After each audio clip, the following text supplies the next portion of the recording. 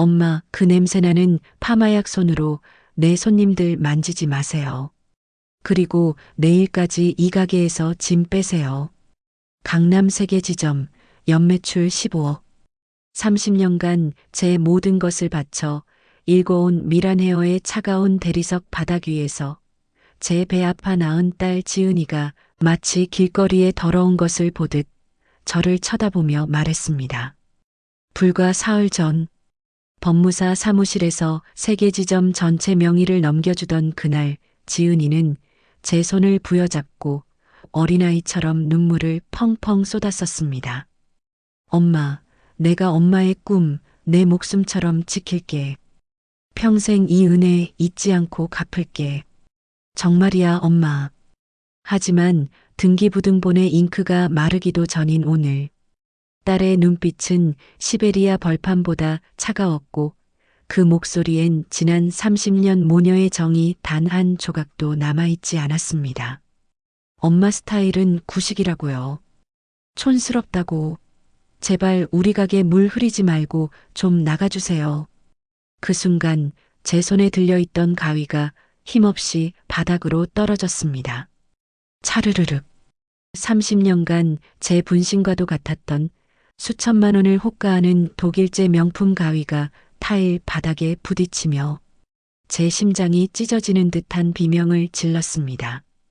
가게 창문 너머로 제가 손수 디자인했던 미란헤어 30주년 기념 장인의 혼이라는 현수막이 갈기갈기 찢겨 내려지고 있었습니다. 그 자리에는 붉고 천박한 글씨체로 쓰인 전 지점 파격 할인, 학생 커트 9,900원 이라는 현수막이 바람에 나부끼고 있었습니다.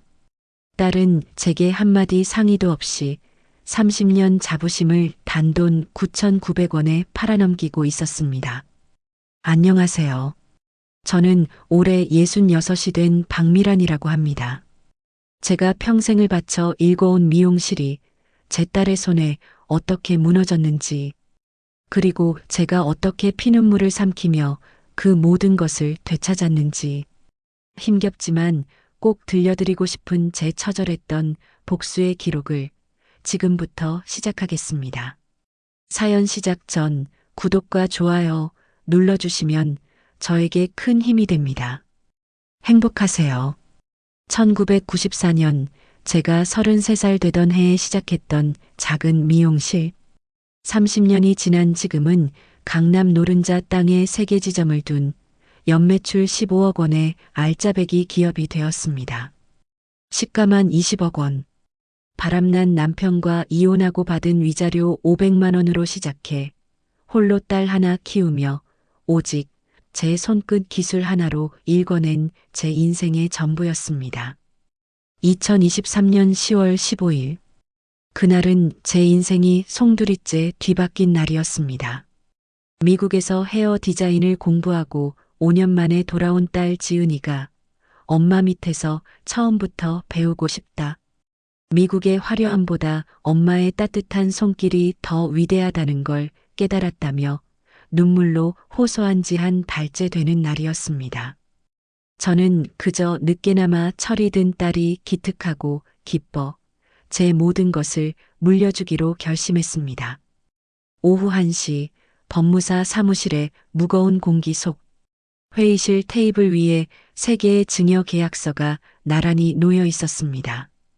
법무사가 안경을 고쳤으며 조심스럽게 물었습니다. 원장님, 증여 후에도 경영에 참여하실 계획이 있으시다면 그 조건을 계약서에 명시하는 게 좋습니다. 예를 들어 경영 고문 직책이라든지 주요 결정에 대한 동의권 같은 안전장치를요. 가족 간에도 이런 문제로 분쟁이 많습니다. 제가 그렇게 하는 게 좋겠군요라고 대답하려는 순간 지은이가 제 손을 와락 잡았습니다. 법무사님 괜찮아요. 우리는 피를 나눈 가족이잖아요. 남도 아니고. 엄마, 나 평생 엄마 곁에서 일할 건데 그런 게 왜 필요해? 설마 나 못 믿는 거야? 지은이의 눈가가 촉촉하게 젖어들었습니다. 그렁그렁한 눈망울로 저를 올려다보는데 제 심장이 덜컥 내려앉았습니다. 제 딸이, 제 속으로 낳은 딸이 저렇게까지 말하는데 어찌 의심할 수 있겠습니까? 저는 바보같이 그것이 제 모성애를 이용한 가장 잔인한 연기였다는 것을 까맣게 몰랐습니다. 아니다. 엄마가 우리 딸을 믿지 누굴 믿겠니? 저는 떨리는 손으로 도장을 꺼냈습니다. 30년 동안 수없이 찍어왔던 박미란 인감도장. 꾸. 빨간 인주가 하얀 종이 위에 제 심장처럼 선명하게 찍혔습니다. 한 번, 두 번, 세 번. 제 인생이, 제 자부심이, 제 모든 것이 속절없이 넘어가는 소리였습니다. 도장을 모두 찍자 법무사가 서류를 정리하며 선언하듯 말했습니다. 자, 이제 법적으로 이 세계 지점의 소유권은 따님 박지은 씨에게 완전히 이전되었습니다. 박미란 원장님께서는 이제 이 자산에 대한 어떠한 법적 권리도 주장하실 수 없습니다. 그 말을 듣는 순간 지은이의 입가에 찰나의 미소가 스쳐 지나가는 것을 저는 보지 못했습니다. 마치 오랫동안 기다려온 마법의 주문이 실현된 것처럼 그녀는 자신의 손에 모든 것을 통제할 수 있는 법적 무기가 쥐어졌음을 확인했습니다. 그날 저녁 지은이는 청담동에서 가장 화려하고 예약하기 어렵다는 한정식 집으로 저를 데려갔습니다. 1인당 15만 원짜리 코스 요리가 끝도 없이 나왔습니다. 지은이는 평소에는 쳐다보지도 않던 제 수저 위에 가장 부드러운 갈비살을 올려주며 말했습니다. 엄마, 나 정말 열심히 할게. 세계 지점 다 엄마가 피땀으로 만든 것처럼 나도 내 목숨 걸고 지킬 거야. 그러니까 엄마는 이제 아무 걱정 말고 여행도 다니고 친구들도 만나면서 편하게 쉬어. 내가 매달 용돈도 500만 원씩 꼬박꼬박 붙여줄게. 식사 내내 지은이는 앞으로의 계획을 신나게 이야기했습니다. 2호점에는 프라이빗 VIP 룸을 추가하고 3호점은 젊은 층을 겨냥한 커트 전문점으로 특화시키겠다고. 저는 그저 흐뭇했습니다. 30년간 제가 외롭게 쌓아온 성이 이제는 딸의 손에서 더 높고 화려한 궁전이 될 것이라 굳게 믿었습니다. 집으로 돌아오는 택시 안. 저는 창밖을 보며 말했습니다. 엄마가 너를 낳고 키우면서 제일 잘한 일이 너를 낳은 것 같다. 엄마 인생의 가장 큰 보물이야. 지은이가 제 어깨에 머리를 기댔습니다. 그 작은 머리의 무게가 어찌나 사랑스럽던지. 나도 엄마 딸로 태어나서 세상에서 제일 행복해. 엄마 사랑해. 그날 밤 저는 오랜만에 행복한 꿈을 꾸며 깊은 잠에 빠져들었습니다. 하지만 몰랐습니다. 제가 마신 것이 달콤한 축배가 아니라 제 인생을 무너뜨릴 지독한 독배였다는 것을, 그 행복이 단 사흘밖에 가지 못할 것이라는 걸 말입니다. 사흘이 지났습니다. 2023년 10월 18일 금요일 아침, 저는 평소처럼 새벽 6시에 일어나 가게로 내려왔습니다. 아침 7시 본점의 묵직한 유리문을 열고 들어선 저는 순간 숨을 멈췄습니다. 가게 안의 공기가 완전히 달라져 있었습니다. 벽면에 자랑스럽게 걸려있던 미용 기능장 박미란 명패와 대한민국 미용 명장 선정 기념패가 사라져 있었습니다. 제가 처음 가게를 열었을 때부터 30년간 자리를 지켜온 제 역사의 증인들이었습니다. 그 자리에는 촌스러운 형광색 글씨체로 쓰인 신규 고객 30% 파격 할인 포스터가 조악하게 붙어 있었습니다. 제가 30년간 보물처럼 모았던 VIP 고객 명함첩 600장도 보이지 않았습니다. 그 명함첩에는 고객들의 이름과 연락처뿐 아니라 그들의 모발 상태, 선호하는 스타일, 심지어 가족사까지 깨알같이 적혀 있었습니다. 제 30년의 데이터베이스였습니다. 지은아, 이게 다 어떻게 된 거니? 명패랑 명함첩은 어디 갔어? 마침 출근하던 지은이에게 묻자 아이는 하품을 쩍하며 대수롭지 않게 말했습니다. 아, 그거 너무 낡고 촌스러워서 내가 다 버렸어. 요즘 젊은 사람들은 그런 거 있으면 분위기 칙칙하다고 안 좋아해. 명함은 스캔해서 데이터베이스로 옮겼고, 엄마, 이제 종이 명함 쓰는 데가 어디 있어? 구식이야. 버렸다는 말에 가슴이 철렁했지만 저는 애써 마음을 다잡았습니다. 시대에 뒤처진 늙은이 취급을 받고 싶지 않아 더는 묻지 못했습니다. 시대가 변했으니 아이의 방식이 맞을 수도 있겠지. 그렇게 생각하려 노력했습니다. 오전 10시 띠링 마이너스 맑은 소리와 함께 20년 단골이자 전직 장관 사모님이신 김영숙 여사님이 들어오셨습니다. 제가 반갑게 맞으려는데 카운터에서 스마트폰만 들여다보던 지은이가 쏜살같이 달려와 제 앞을 막아섰습니다. 사모님, 어서 오세요. 오늘 날씨 좋죠? 오늘부터 사모님은 제가 직접 담당해 드릴게요. 특별히요. 김 여사님이 당황하며 말했습니다. 어머, 지은이구나.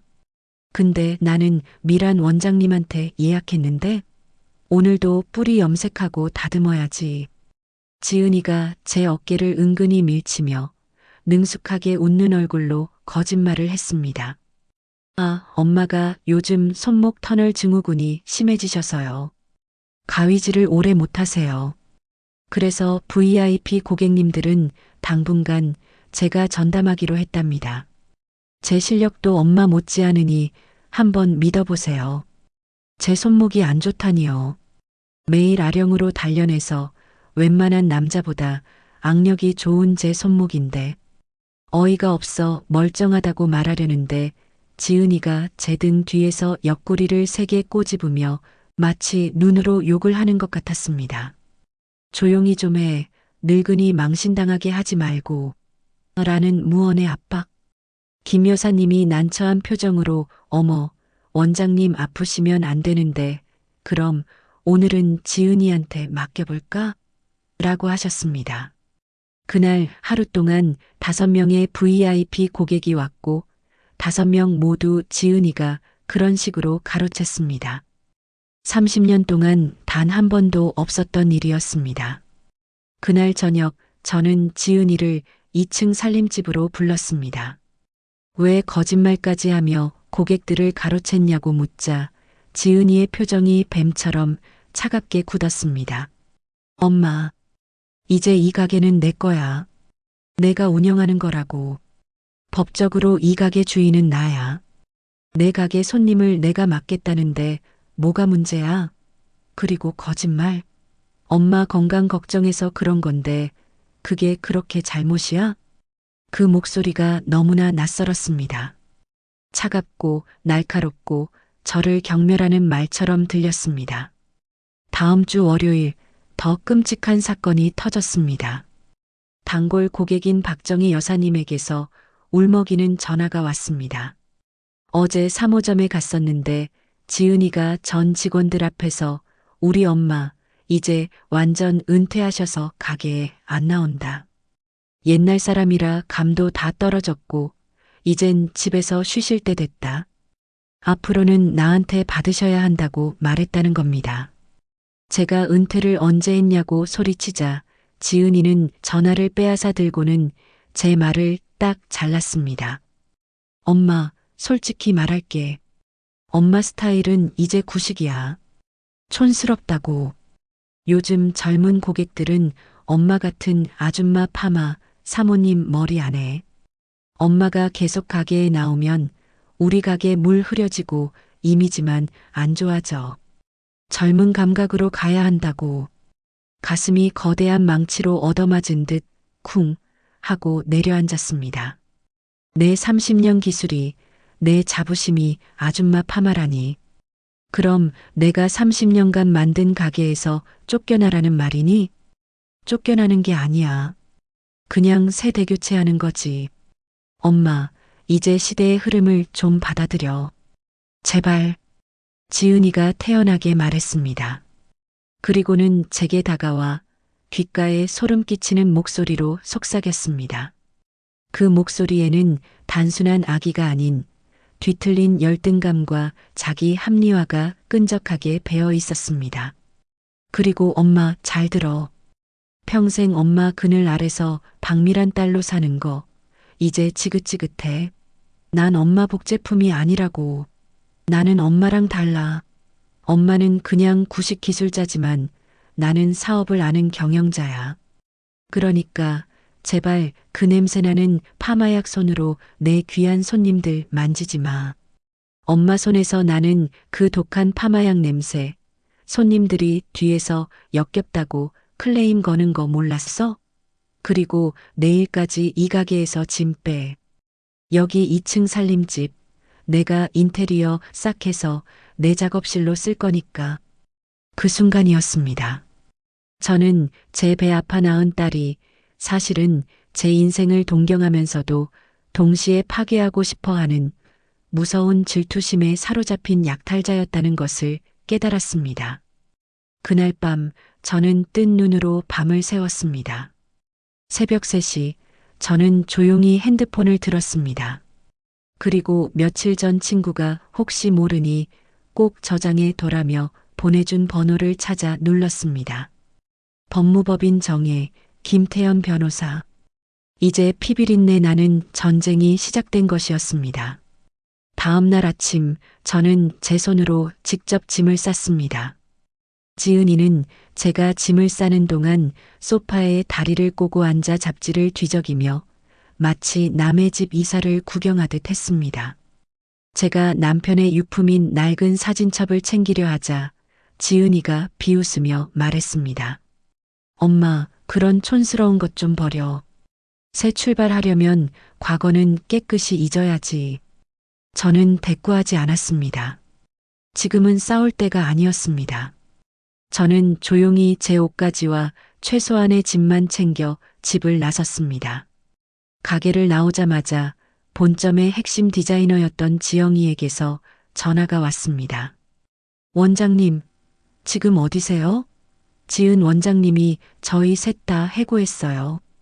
제가 10년 넘게 기술을 가르치고 가족처럼 아꼈던 아이들이었습니다.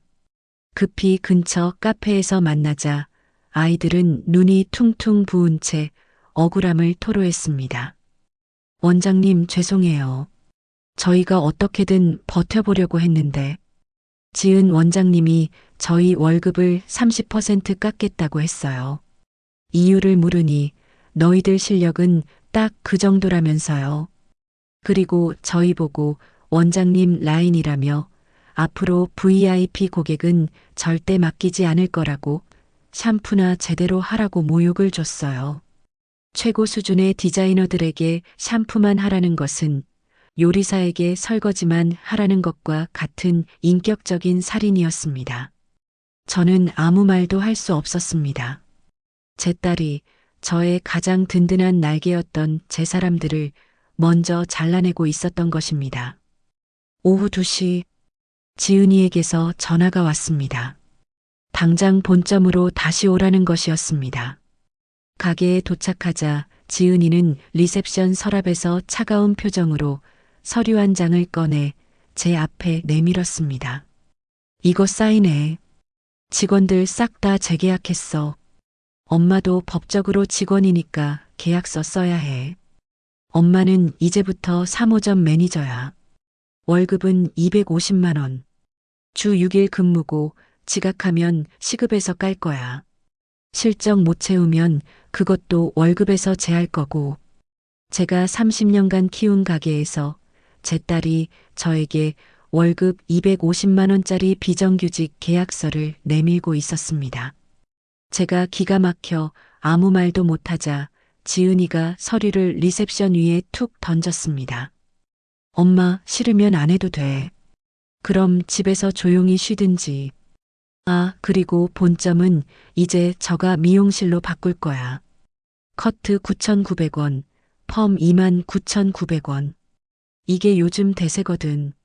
엄마가 평생 지켜온 그놈의 장인 정신, 프리미엄 이미지, 그거 다 돈 안 되는 허상이야. 나는 엄마처럼 바보같이 몸만 고생하면서 돈 벌 생각 없어. 똑똑하게 돈으로 돈을 버는 게 진짜 사업이라고. 그 말을 듣는 순간 저는 이 모든 것이 지은이 혼자만의 생각이 아님을 직감했습니다. 돈으로 돈을 번다는 말, 평생 가위만 잡아온 제 딸의 입에서 나올 말이 아니었습니다. 그 배후에 제 딸의 열등감을 부추기고 탐욕의 불을 지핀 누군가가 있다는 것을 어렴풋이 느꼈습니다. 30년간 제가 지켜온 자부심을 딸이 단돈 9,900원에 팔아넘기려 하고 있었습니다. 저는 그 자리에서 주저앉을 뻔한 것을 간신히 참았습니다. 그리고 조용히 가게를 나왔습니다.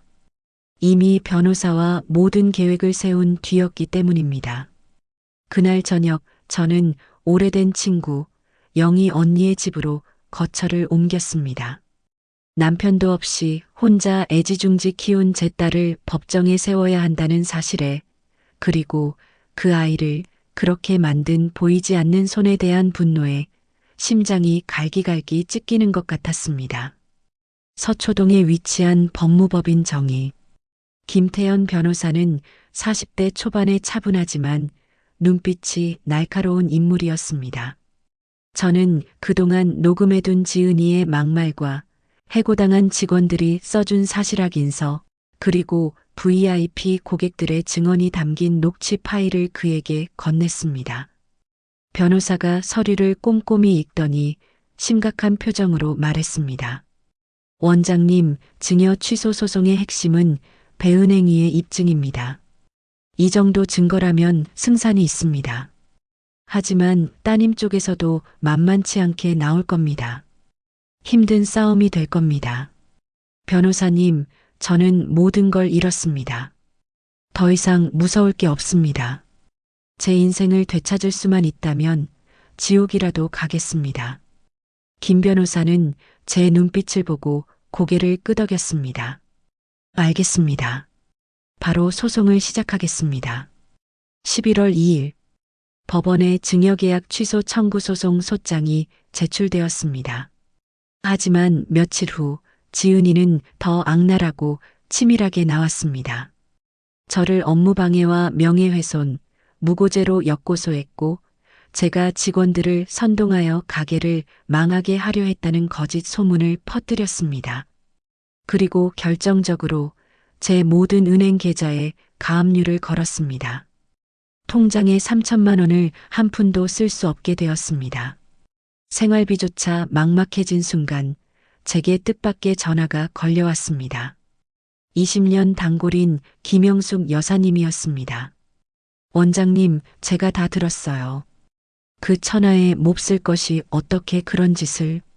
원장님, 저희 집 아저씨 누군지 아시죠? 대한민국 법무부 장관 지낸 윤석중입니다.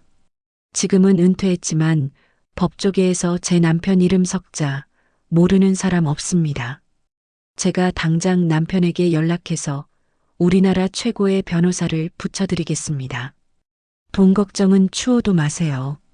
이건 제 자존심이 걸린 문제이기도 합니다. 저는 울면서 감사하다고 말했습니다. 김 여사님의 남편 윤석중 전 법무부 장관은 정계를 은퇴한 후 국내 최대 로펌인 광장의 대표 고문으로 있었습니다. 다음 날 윤 전 장관이 직접 제게 전화를 걸어왔습니다. 박 원장님, 아내에게 이야기 다 들었습니다. 원장님이 단순히 제 아내의 헤어스타일만 봐주신 거 아닌 것 알고 있습니다.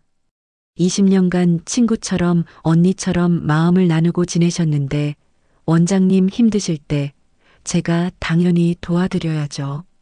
저희 로펌의 가사소송 전담 TF팀이 원장님 사건을 맡을 겁니다. 김태현 변호사와도 협력해서 진행하겠습니다. 상황이 180도 바뀌었습니다.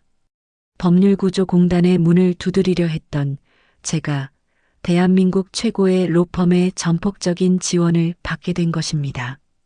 하지만 11월 22일 지은이는 본점을 대형 프랜차이즈에 8억에 팔아넘겼습니다. 며칠 후 2호점도 7억에 매각되었습니다.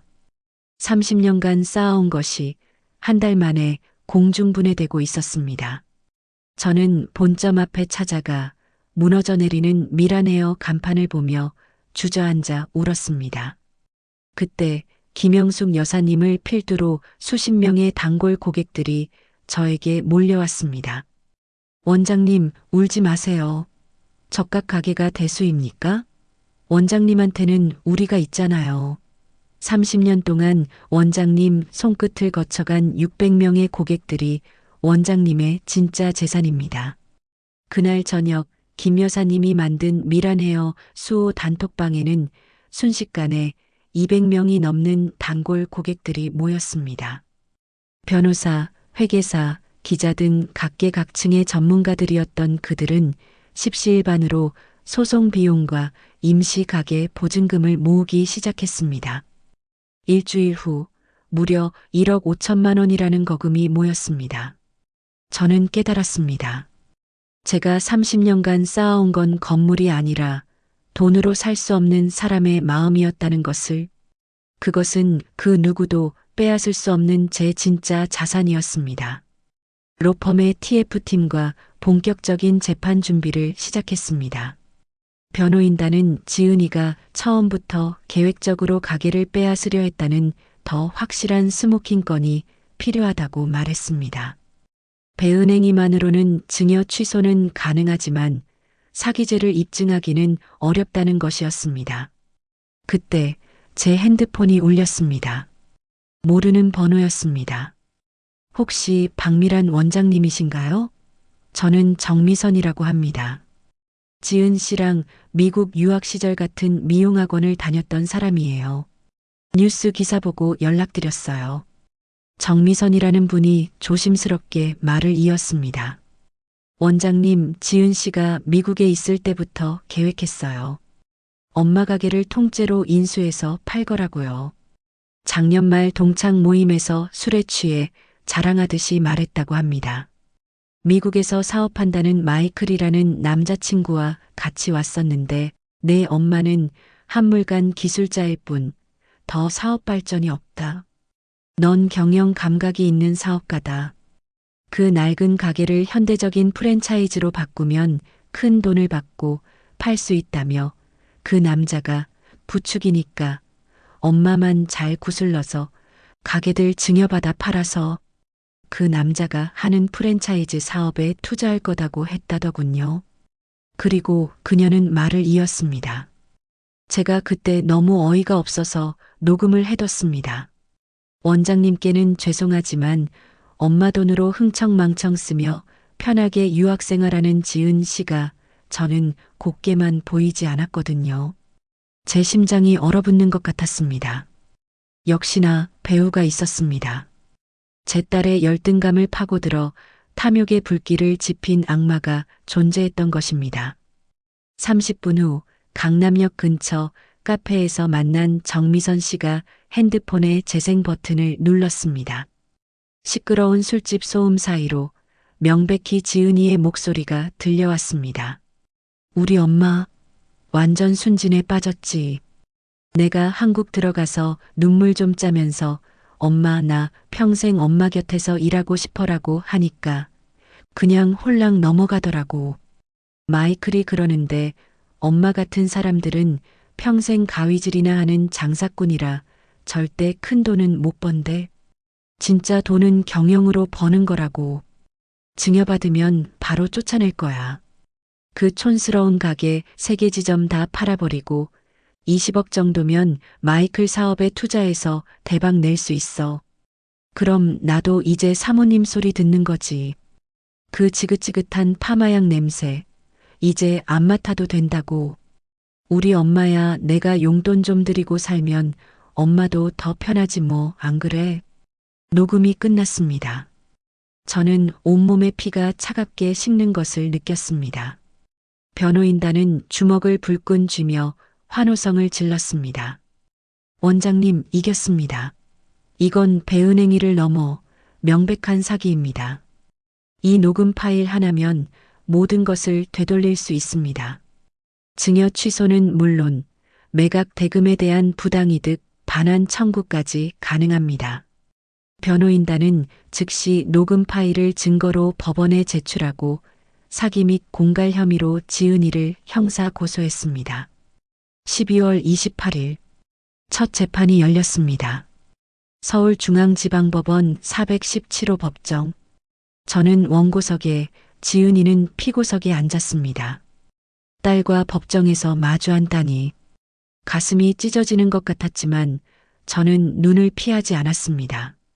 법정에서 녹음 파일이 재생되자 지은이의 얼굴은 백지장처럼 하얗게 질렸습니다. 재판장이 물었습니다. 피고, 이 녹음에 대해 할 말 있습니까? 피고의 남자친구와 공모한 사실이 있습니까?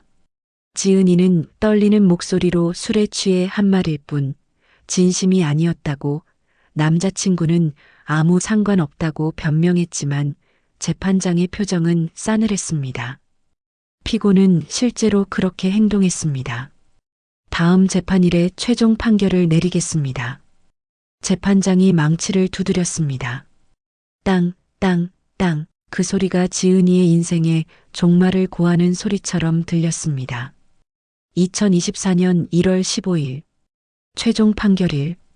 방청석은 저를 응원하러 온 단골 고객들과 취재 기자들로 가득 차 있었습니다. 재판장이 입장하고 법정 안은 숨소리 하나 들리지 않는 정적이 흘렀습니다. 사건 번호 2023 가압 100236 최종 판결을 선고하겠습니다. 주문. 피고는 원고에게 별지 목록 기재 부동산들에 관하여 증여를 원인으로 한 소유권 이전 등기의 말소 등기 절차를 이행하라.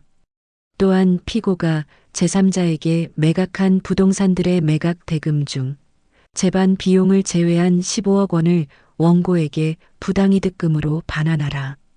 피고의 행위는 민법 제556조에서 규정한 수증자의 배은 행위에 명백히 해당하며 나아가 사기죄의 성립 요건 또한 충족하는 것으로 보인다. 땅땅땅. 재판장의 망치 소리가 제 승리를 알렸습니다. 저는 그 자리에 주저앉아 눈물을 쏟았습니다. 방청석에서 우레와 같은 박수가 터져 나왔습니다. 며칠 후 열린 형사재판에서 지은이는 징역 1년 6개월의 집행유예 3년을 선고받고 정신적 손해배상금 3천만 원을 지급하라는 명령을 받았습니다. 2월 1일 아직 매각되지 않았던 3호점의 소유권이 제게 다시 돌아왔습니다. 본점과 2호점은 이미 제3자에게 소유권이 넘어가 되찾을 수 없었지만 지은이가 받은 매각 대금 15억 원이 제 통장으로 입금되었습니다. 저는 3호점의 미란에어 간판을 어루만지며 10년 넘게 함께했던 직원들에게 다시 전화를 걸었습니다. 모두가 울면서 달려와 주었습니다. 그렇게 우리는 3호점에서 잿더미 위에서 다시 시작했습니다. 하지만 제 마음 한구석은 여전히 지옥이었습니다. 승리했지만 상처뿐인 영광이었습니다. 제 손으로 제 딸을 법정에 세우고 전과자로 만들었다는 죄책감. 밤마다 잠을 이룰 수 없었습니다. 이겼지만 결코 기쁘지 않은 싸움이었습니다. 2025년 2월 14일 가게 문이 열리고 1년 만에 지은이가 제 앞에 나타났습니다. 1년 사이 아이는 제가 알아보지 못할 만큼 수척하고 망가져 있었습니다. 화려했던 명품 옷은 간데없고 허름한 티셔츠 차림의 아이는 제 앞에 서자마자 아무 말 없이 무릎을 꿇었습니다. 그리고는 차가운 대리석 바닥에 이마를 댄 채 오랫동안 어깨를 들썩이며 흐느꼈습니다. 엄마, 내가 정말 큰 잘못을 했어. 정말 미안해. 저는 딸을 일으켜 세우지 않았습니다. 그저 차갑게 내려다보며 말했습니다. 내가 돌아올 곳은 여기가 아니다.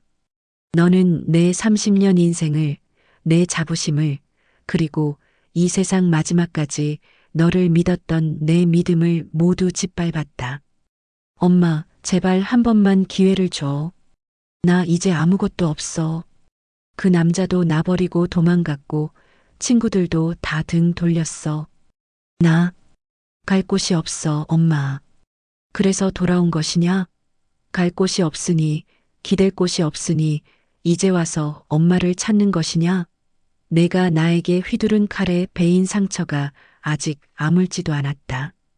저는 지갑에서 10만 원을 꺼내 지은이 앞에 던졌습니다.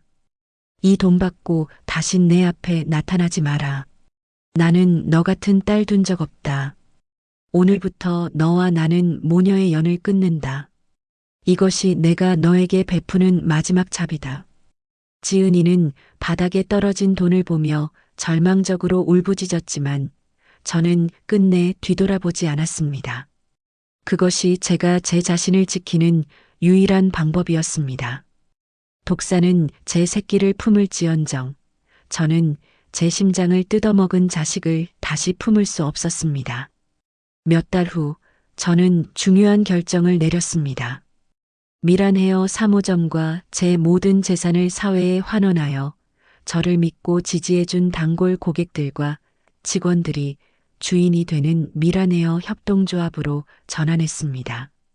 제 모든 지분과 재산을 조합에 기부했습니다.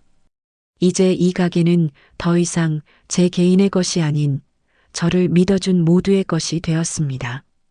2027년 봄, 저는 남편의 산소를 찾아갔습니다. 여보, 나 잘했지요? 내 인생, 내 자부심, 내가 지켜냈어요. 하지만 내 딸은 내가 버렸어요.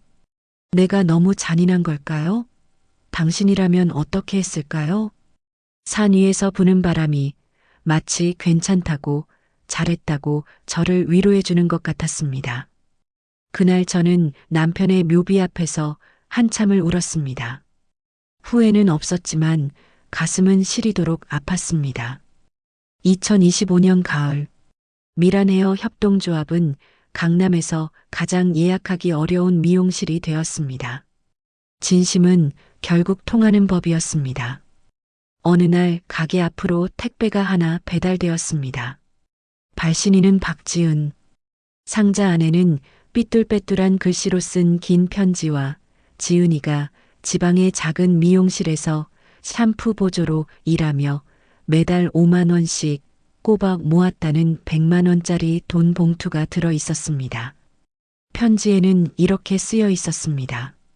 엄마, 엄마가 왜 나를 버렸는지 이제야 조금은 알 것 같아요.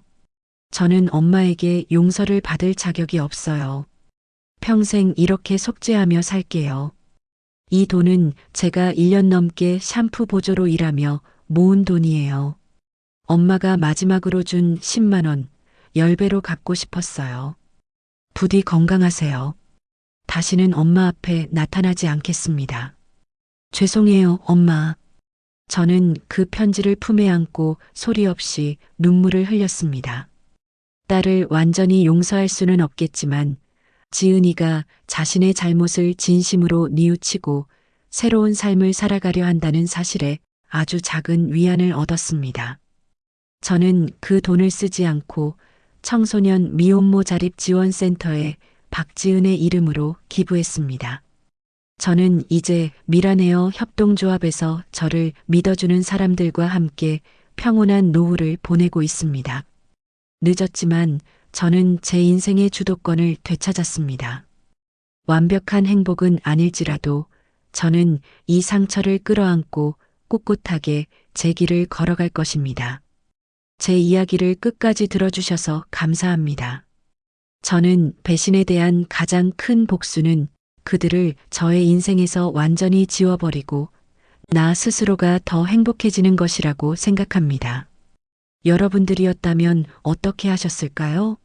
댓글로 생각을 남겨주세요.